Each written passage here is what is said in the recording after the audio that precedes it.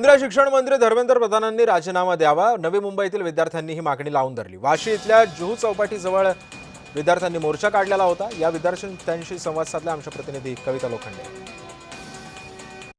जंतर मंतर येथे सुरू असलेल्या विद्यार्थ्यांच्या आंदोलनासाठी नवी मुंबईत वाशी येथे मोठ्या प्रमाणात विद्यार्थी वर्ग जमा झालेला पाहायला भेटतोय। माझ्या मागे बघताय शेकडोच्या संख्येने तरुण विद्यार्थी आहेत, ते या ठिकाणी उपस्थित झालेले आपल्याला पाहायला भेटतात। यांनी आपली हजेरी या ठिकाणी लावलेली पाहायला भेटते।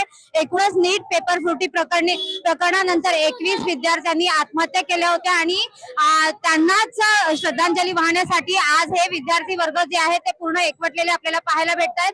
या ठिकाणी तिरंगा जो आहे तो घेतलेला आपल्याला पाहायला भेटतोय। त्याचबरोबर राष्ट्रगीत जे आहे ते देखील गायन करण्यात आलेलं आहे।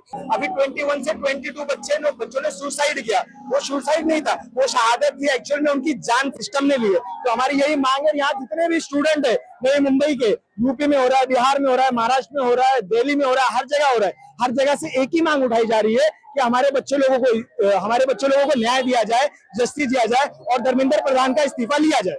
हे जे काही होते ते पूर्णपणे चुकीचं होते, कारण की हा आपला देश विश्वरत्न महामानव परमपूज्य डॉक्टर बाबासाहेब आंबेडकर यांच्या विचारावर चालणार आहे। शिवशाहू फुले आंबेडकर या महापुरुषांच्या विचारावर चालणार आहे।